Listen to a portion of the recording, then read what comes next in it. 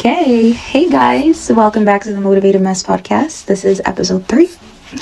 I know I said I was going to start doing video for these, and here I am, audio only, again.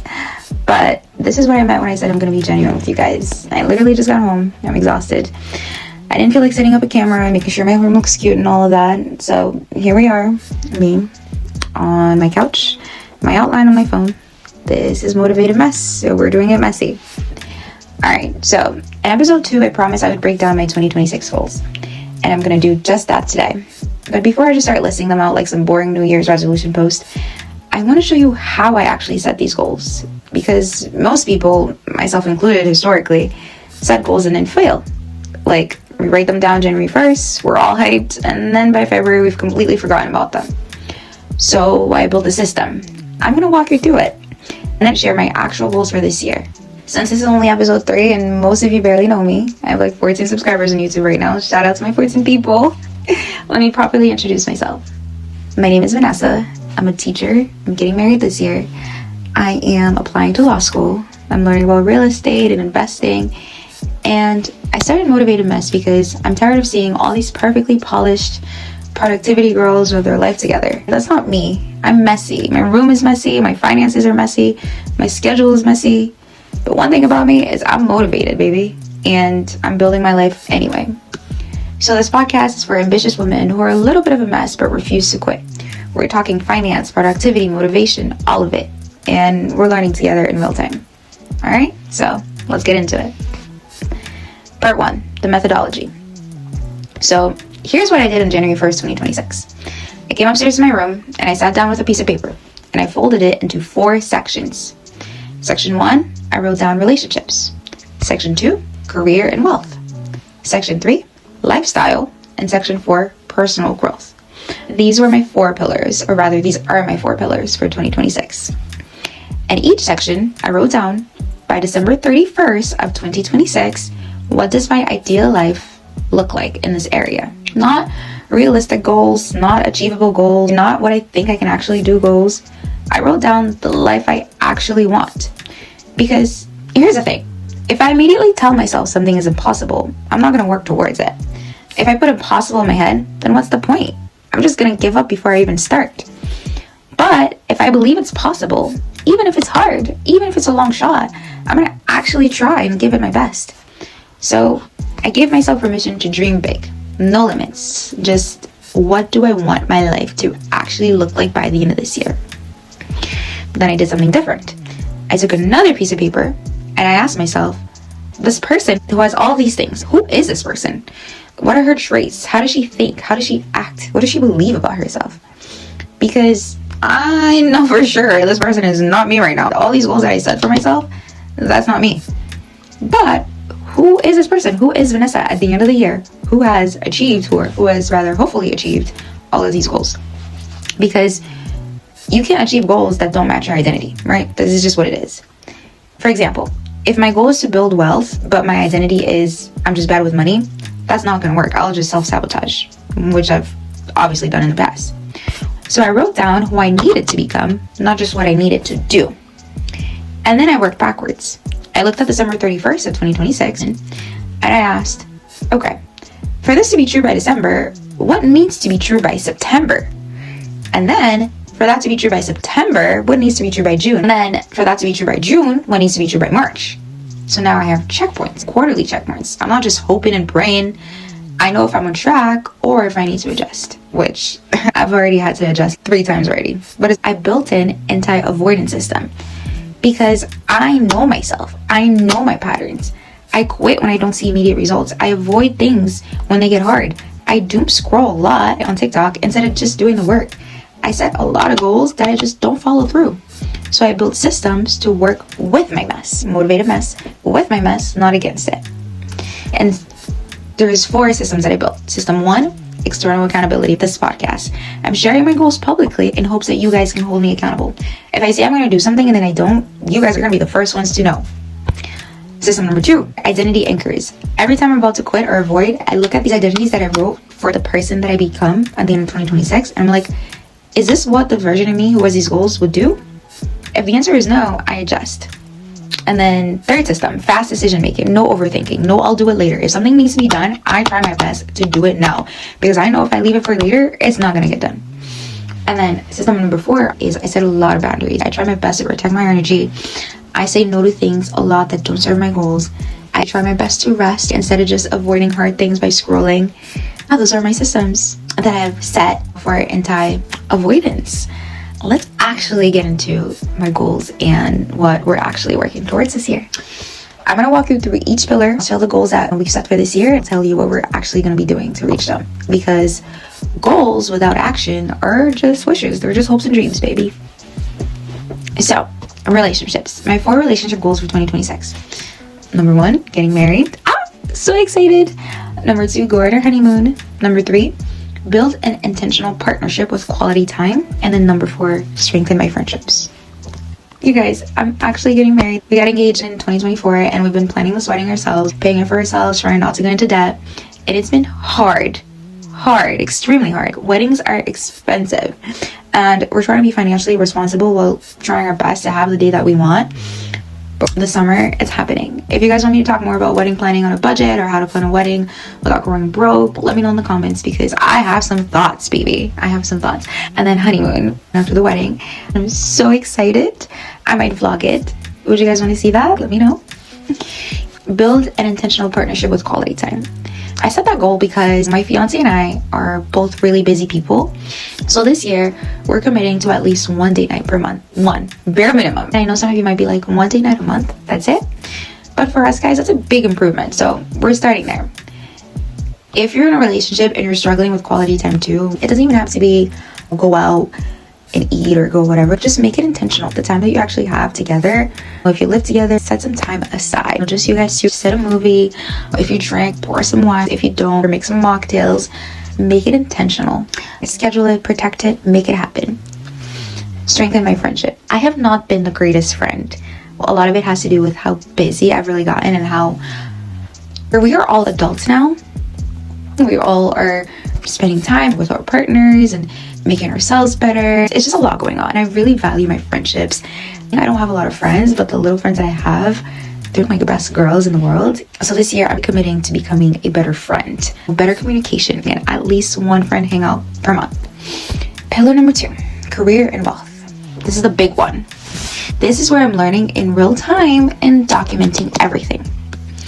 My 4 career and wealth goals for 2026 are: number 1, get ready for a drum roll. Maybe I'll add a drum roll sound effect. Get into and attend a top 30 law school. I can't. I just can't. Let me go through all of them. Number 2, pay off my debt. Number 3, start investing. And then number 4, start wholesaling in real estate. Before I dive in, I need to say this. I am not a financial expert. I'm not a financial advisor. I am learning all of this with you. So if you're looking for some guru who's already rich and has it all figured out, that's not me. But if you want to learn alongside someone who's figuring it out in real time and sharing every mistake and every win, then you're in the right place. Okay, let's go. Get into the top 30 law school. Right now, I'm deep in the process. My LSAT is coming up soon. If you don't know, LSAT is a test that people take to be able to apply to law school. I am very much definitely late in the process. I do have already 1 school that I applied to, and I've been waitlisted to that school because of my low LSAT score. So I'm taking it. I'm currently knee deep in studying. Applications are going, and after that, nothing is done yet. I'm literally quite in the thick of it. If you want me to make a whole episode about why I'm going to law school, what the application process is like, or how I've been studying for the LSAT, let me know and I'll do it. But right now, let me just get through it. I'm just heads down trying to get through this, actually get into the law school and see what it's giving to pay off debt. I'm going to actually share real numbers with you guys. I have about $8,000 in credit card debt and $30,000 in student loan debt. The credit card debt is at about 22% interest, which is insane. I know, absolutely insane. I'm paying that off first. I am attempting to pay more than the minimum every month using the avalanche method because I'm going highest interest first. Let me know if you guys want me to talk about that. My student loans are all under 4% interest, so I'm just paying the minimum of those. I'm trying my best to focus all my extra money on that credit card and just be done with it. How many of you guys have credit card debt that you're avoiding looking at? You just don't even want to know the number. I used to do that too, but this year I'm facing it. I had $10,000 and I've been able to bring it down to $8,000. I'm tracking every single dollar, try to know exactly where my money is going. I have a budget spreadsheet and I'm sharing my progress here so you guys can hold me accountable. If you're in debt too and you don't know where to start, with the highest interest, pay that off first. That's what I'm doing, and we're gonna figure this out together. 3, start investing. I'm starting with the basics, absolute basics, beginner level. I'm learning. I opened an investment account. I've been learning about ETFs and index funds. My goal is to invest my first $500 to $1,000 this quarter while also paying off that credit card debt. I'm also making sure I have emergency savings in a high yield savings account because you can't really invest aggressively if you don't have a safety net. I'm really trying to build both at the same time. If you've been scared to start investing because you don't know where to begin, girl, same. We're learning together. I'm going to share every step, what accounts I open, how much I put in, what I'm investing in, the mistakes I'm making, all of it. So we got this. We're going to learn. Last but not least, my goal for career and wealth pillar is to start real estate investing by dipping my feet in wholesaling. With everything going on, I have not started this yet, but I've been learning about it. I've been watching videos, reading about how to find deals, what wholesaling is, how to build a buyer's list, how wholesaling even works. Real estate is one of the best ways to build wealth, and wholesaling is a way to get into it without needing a ton of capital, meaning without needing a ton of money upfront. So I'm documenting the whole process, the first attempts, the first deals, first failures. This might become a whole subtopic of the podcast because I'm kind of obsessed with learning this. If you know anything about real estate or wholesaling or anything at all, please drop tips in the comments because I need all the help I can get. The next pillar is lifestyle. This is where I need to get my life together. My 4 lifestyle goals for 2026 are: number 1, move my body 3 to 4 times per week intentionally, right? Not just get out of bed and go to actually do something unrelated to work that includes moving my body. Number 2, phone boundaries. No doom scrolling first thing in the morning. Number 3, peaceful, organized, clean home. And then number 4, rest that restores, not avoids. Move my body 3 to 4 times per week. I do not do this right now. Y'all, at least I get out of bed. That's something. But I need to be more intentional. I'm not talking about intense workouts. I'm not trying to be a gym girly. I just mean movement. Walking, stretching, yoga, something. This is one of those goals I keep setting and not doing. So this year, I'm going to try to track it and hold myself accountable. Who else struggles with this? You know you should be moving your body, but you just don't. I think I need to figure out what's not clicking. Phone boundaries. No phone before 7 a.m. No doom scrolling first thing in the morning. I've been trying to do this. First hour or 2 in the morning, I try not to touch my phone. But I'm doing content creation now, so I'm on my phone a lot at night. Posting, engaging, trying to respond to comments, editing, all of that. I'm still trying to figure out the balance, but in the mornings, I'm trying my best to protect my mornings. If you have any tips for phone boundaries, let me know because I'm struggling. Peaceful, organized, clean home. With how busy I am right now, this is not happening. My room's a mess, my life's a mess, my car's a mess. I'm just trying to survive. But my goal by the end of this year is to hopefully outsource this. Hire someone to come help clean once a week or even twice a month because I've realized I cannot do everything. And if I can pay someone to help with this so I can focus on law school and build a motivated mess and my relationships and my goals, to me that is worth more than anything. Rest that restores, not avoids. This is big for me. I talked about it a little bit in episode 2. I avoid instead of resting. I'll be stressed or overwhelmed, and instead of actually resting, meaning taking a nap, going for a walk, journaling, I'll just scroll TikTok for 3 hours minimum, or binge watch a show I don't even care about. That's not rest, that's avoidance. So this year I'm learning the difference. What does rest actually look for me? What actually restores my energy? I don't have it all figured out yet, but that's why it's a goal. I'm working on it. Last pillar is personal growth. This is the foundation for everything else, for all of the other pillars. My 4 personal growth goals for 2026 are: number 1, set boundaries and keep them. Number 2, build self-trust by doing what I say I'll do. Number 3, emotional regulation. Respond, but don't react. Number 4, work with my mess, not against it. setting boundaries and keeping them.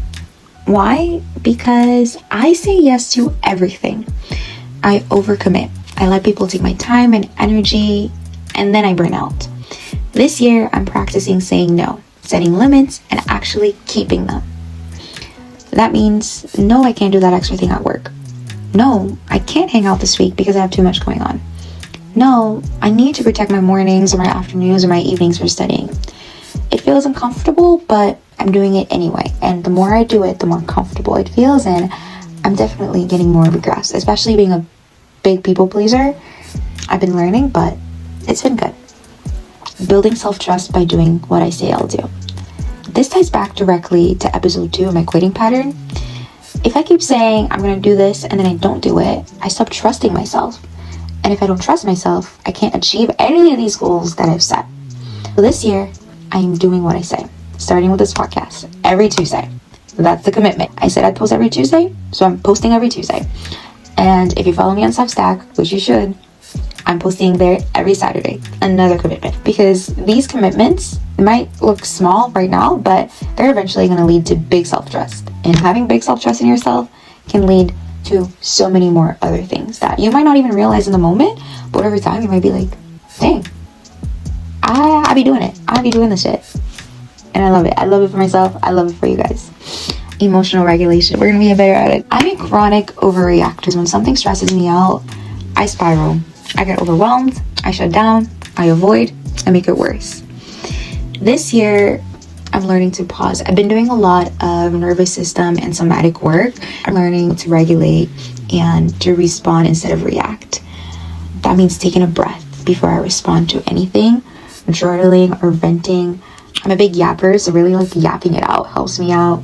Instead of spiraling, talking to my fiance, talking to myself, talking to my friend, instead of bottling things up. I'm not perfect at this yet, but again, it's a goal. We are going to reach that goal and we are working on the goal. Work with my mess and not against it. This is the whole point of Motivated Mess, the Motivated Mess Club. We're in this club together.